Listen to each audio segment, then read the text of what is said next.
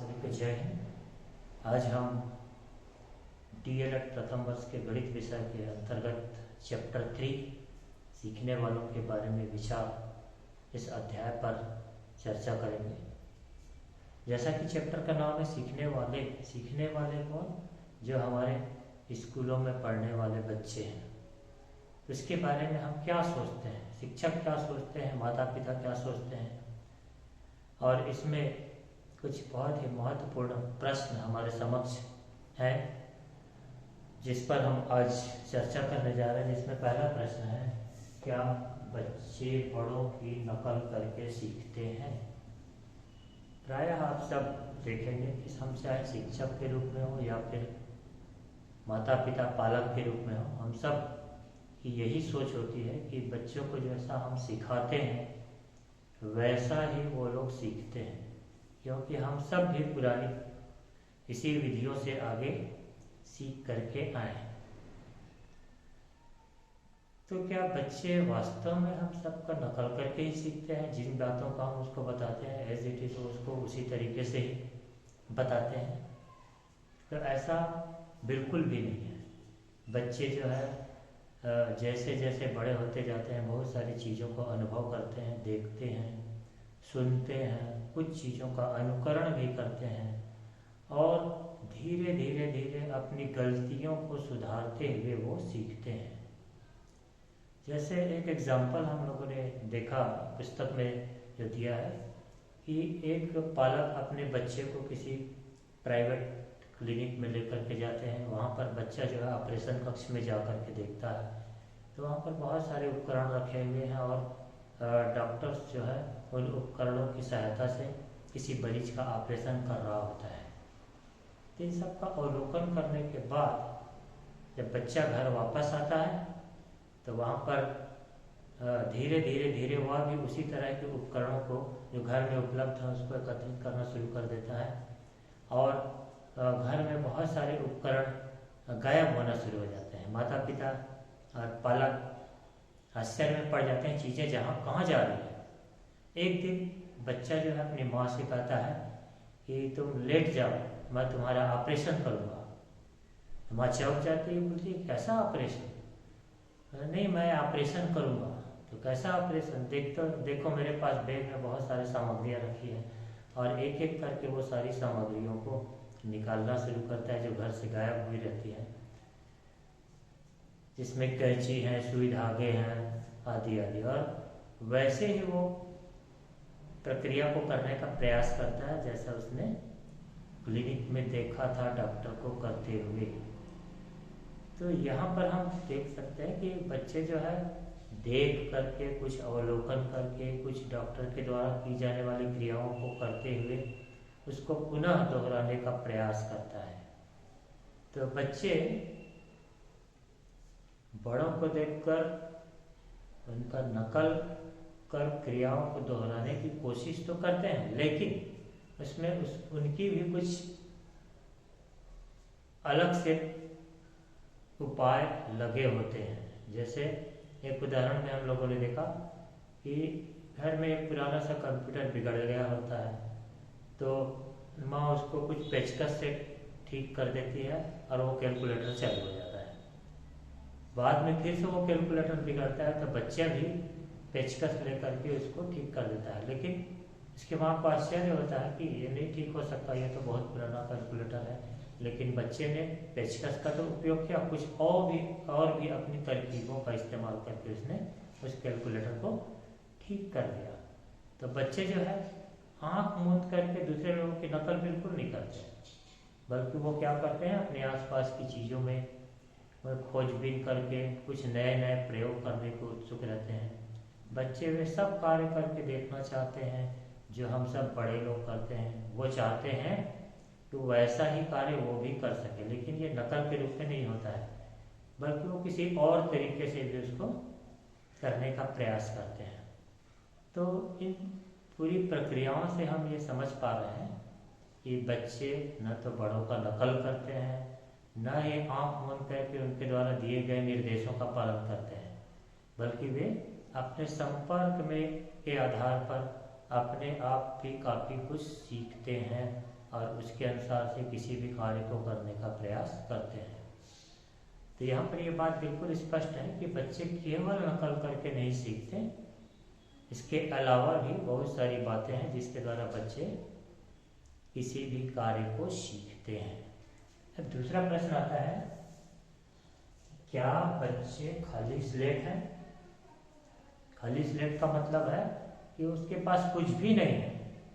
बच्चे के पास कुछ भी नहीं है, हम जैसा चाहें उसको वैसा लिख सकते हैं। ये कहावत भी है हमारे स्कूलों में और समाज में कि बच्चे जो होते हैं गीले मिट्टी का लोंदा होते हैं, उसको हम जैसा चाहें वैसा बना सकते हैं। तो क्या वास्तव में बच्चे खाली स्लेट हैं?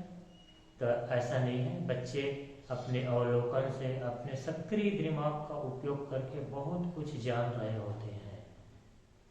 जैसे माँ जो है, जब बच्चा छोटा रहता है तो उस बच्चे को बहुत सारी चीज़ों को सिखाने का प्रयास करती है, जिसमें गिनती है, कुछ चित्र हैं और कुछ तरह तरह की आवाज़ें हैं, और प्रयास करती है कि बच्चा जो है उसको एज इट इज़, जब कोई मेहमान आ जाए या कोई बड़े आदमी उसके सामने प्रदर्शित करे और हमको ये लगे कि नहीं हमारा बच्चा बहुत कुछ जानता है। और जब माँ जो ही रहती है उसको बच्चा कर देता है तो उसको खुशी मिलती है कि हाँ बच्चे ने सीख लिया।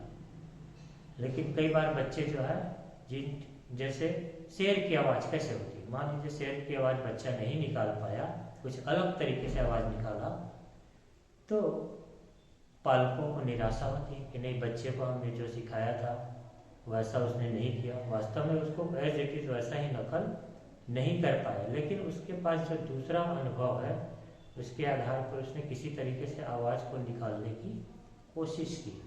तो हम बच्चों को खाली स्लेट मानते हैं, जो हम चाहते हैं उसको ही बच्चे सीखें।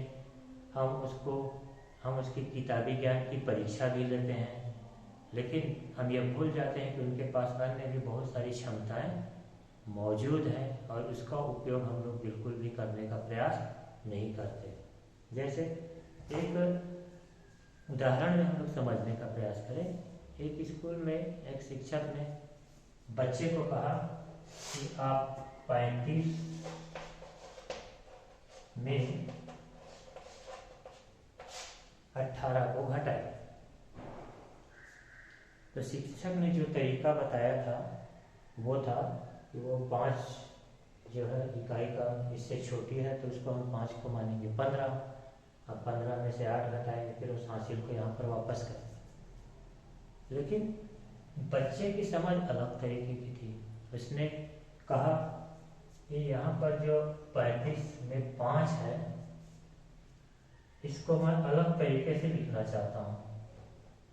तो उसने कहा कि मैं इसको क्या 10 धन 25 लिख सकता हूँ। उसने बिल्कुल सही लिखा था, 35 को 10 धन 25 हम लिख सकते हैं। और इसके बाद फिर इसमें से मैं 18 को घटा, तो बच्चे को लिए 35 में से 18 घटाने के बजाय 25 में से 18 घटाना ज़्यादा आसान था। तो उसने क्या किया, 25 में से 18 को घटा करके, उसको ये भी पता चला कि 18 से 25 केवल 7 ही ज़्यादा है, तो घटाने की क्रिया में या उसका अनुभव भी हो सकता है 7 होता है, और इस तरीके से उसने उसका उत्तर निकाल दिया 17। लेकिन टीचर ने इसको कहा कि ये सही नहीं है, मैंने इस तरीके का उपयोग नहीं करके बताया है। तो इन सब चीज़ों को हम नज़रअंदाज कर देते हैं, हम शिक्षक भी, पालक भी, कि बच्चे के पास कोई अन्य तरीके भी हो सकते हैं जिससे वो गणित को हल कर सकते हैं। तो इस प्रकार से हम बच्चे की जो गणितीय सोच होते हैं, सृजनात्मकता होती है, उसको हम रोक देते हैं। वो कुछ नया सोच नहीं पाता, उसके आत्मविश्वास को हम कम कर देते हैं, क्योंकि हम शिक्षक और पालक सभी मानते हैं कि बच्चे जो है खाली स्लेट होते हैं। तो इन उदाहरणों से हम समझ पाएंगे बच्चे जो है वास्तव में खाली स्लेट नहीं होते हैं। उसके पास और भी बहुत सारी चीज़ें हैं, तरकीबें हैं, जिसके माध्यम से वो अपने अनुभव के आधार पर किसी समस्या या किसी कार्य को अन्य तरीकों से भी कर सकता है। फिर आता है तीसरा, क्या बच्चे सीखने को उत्सुक रहते हैं? तो बच्चे जो है सीखने के लिए उत्सुक कब होते हैं? जब आप उनको उनकी रुचि के अनुसार से कुछ सिखाने का प्रयास करेंगे। और ख़ास करके छोटे बच्चे, प्राथमिक स्कूल में कक्षा 4-5 तक के जो बच्चे, यदि आप उसको केवल गणित को सांकेतिक रूप से पढ़ाएंगे, शब्दों के रूप में पढ़ाएंगे, अंकों को लिख करके पढ़ाएंगे, तो उसमें सीखने की क्षमता बहुत अच्छी दिखाई आपको नहीं पड़ेगी, बनिस्बत इसके कि आप उसको कुछ ठोस वस्तुओं को लेकर के सिखाने का प्रयास करें। तो ठोस वस्तु, जब हम बच्चे को किसी काम में जुटते हैं तो उसको रुचिकर लगे, इसके लिए हम क्या करें कि उसके सामने हम बहुत सारे ठोस वस्तुओं को ला करके रखें और उसके माध्यम से उसको सिखाने का प्रयास करें, तो बच्चे अच्छी तरीके से सीखते हैं। जैसे एक एग्जांपल हम देखें, जब हम बच्चे को कोई नया खिलौना लेकर के देते हैं तो बच्चे जो है उसको बहुत अच्छी तरीके से खेलते रहते हैं, इधर चलाते हैं उधर चलाते हैं, लुढ़काएंगे इधर उधर, तोड़ भी देते हैं। लेकिन मान लीजिए उसके पास एक से ज़्यादा खिलौने, 2 कार आपने उसको दे दिया, तो क्या करता है? पहले एक कार में अलग तरीके से खेला, जब उसको हमने 2 कार दिया तो कभी उसको आपस में टकराएगा, कभी उसको एक के ऊपर एक रखेगा, कभी उसको रस्सी में बांध करके खींचेगा और अलग अलग तरीके से उसको क्रियाओं को करके देखता है।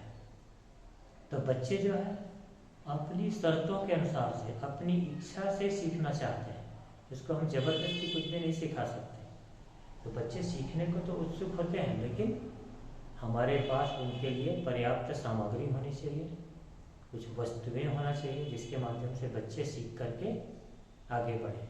तो हर बच्चा सीखने के लिए उत्सुक होता है। हमको यहाँ पर समझने की जरूरत है कि वो कौन सा तरीका होगा जिससे बच्चे ज़्यादा अच्छी तरीके से सीख सकते हैं। तो प्राथमिक स्तर पर ये बिल्कुल कहा गया कि मूर्त वस्तु, ठोस वस्तु के द्वारा ही हम बच्चों को अच्छी तरीके से सिखा सकते हैं।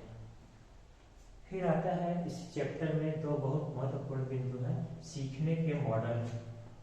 बैंकिंग मॉडल पहला है और दूसरा है प्रोग्रामिंग मॉडल। तो जैसा नाम से स्पष्ट है आपको, बैंकिंग, बैंक में हम क्या करते हैं? बैंक में हम क्या करते हैं? पैसे को जमा करते हैं, जमा करते रहते हैं, जब जरूरत पड़ती है उसको वापस निकाल लेते हैं। तो गणित सीखने सिखाने या अन्य विषयों को भी सीखने सिखाने की प्रक्रिया में हम इसी मॉडल का उपयोग आजकल स्कूलों में कर रहे हैं। लगातार हम बच्चे को क्या करते हैं, कोई भी चीज़ सिखा रहे हैं वो उसको लगातार अपने मस्तिष्क में बैठाता जाए, भरता जाए, या पुस्तकों में जो भी ज्ञान दी है उसको रट करके वो अपने मस्तिष्क में भर ले, और जिस समय हम परीक्षा लें तो अपने मस्तिष्क से निकाल करके वो उसको उत्तर पुस्तिका में फिर से रख दें। यही बैंकिंग मॉडल है। तो बैंकिंग मॉडल जो है बहुत ज़्यादा प्रभावी नहीं है, इसीलिए बच्चे जो है कुछ सब परीक्षा होते तक तो अपने विषय वस्तु को अच्छी तरीके से याद रखते हैं, लेकिन जैसे ही परीक्षा खत्म होता है उसको 1-2 महीने बाद पूछते हैं तो उसके बारे में उसकी बहुत अच्छी समझ या पकड़ नहीं होती। कुछ बातें वो जरूर बता सकता है, लेकिन अधिकांश बातों को वो भूल चुका रहता है। दूसरा मॉडल जो है वो है प्रोग्रामिंग मॉडल। प्रोग्रामिंग मॉडल में बहुत सारे चरण होते हैं, बहुत सारे चरण होते हैं। तो एक चरणों को हम छोटे छोटे उप चरणों में बांट देते हैं। पहला उपचरण, दूसरा उपचरण, तीसरा, चौथा। इस तरीके से किसी भी अवधारणा को सिखाने या समझाने के लिए हम बच्चों को उस छोटे छोटे चरणों में बांट देते हैं। उसके बाद क्या करते हैं, हम एक एक चरण को ले करके आगे बढ़ते हैं। पहले एक छोटा सा टास्क लेंगे या कार्य लेंगे और उसको बच्चों को सिखाने का प्रयास करते हैं, और उसके बाद उसको पर्याप्त अभ्यास करने के लिए भी कहते हैं। तो इन पहले चरण को जब वो सीख जाता है, पर्याप्त अभ्यास कर लेता है, तब हम दूसरे चरण में जाते हैं। दूसरे चरण को सीख जाता है तब तीसरे चरण में जाता है, फिर चौथे चरण में जाता है। इस तरीके से सभी छोटे छोटे उप चरणों को सीख करके बच्चा एक बड़ी अवधारणा की समझ बनाता है। इसका सबसे अच्छा उदाहरण है, आप सब डीएलएड में साला अनुभव कार्यक्रम जो करते हैं उसमें भी हम इसी प्रोग्रामिंग मॉडल का ही उपयोग करते हैं। आप उसमें छोटे छोटे टास्क लेकर के जाते हैं। पहले स्कूल में अवलोकन करते हैं, वहाँ पर रजिस्टर वगैरह को देखते हैं। फिर जब पढ़ाने की बात आती है तो एक एक विषय का पाठ योजना बनाते हैं। एक ही पाठ योजना पढ़ा करके आप अपने काम को खत्म नहीं करते हैं। एक विषय को 20 लेसन तक पढ़ा रहे हैं आप लगातार, एक के बाद एक। कहाँ पर आपकी गलती हो रही है उसको बार बार रिपीट कर रहे हैं, उसको सुधारने का प्रयास कर रहे हैं। तो इस तरीके से इसमें लगातार सुधार की गुंजाइश है प्रोग्रामिंग मॉडल में, और वो सुधार तब तक चलते रहता है जब तक हम उसको सीख नहीं जाते।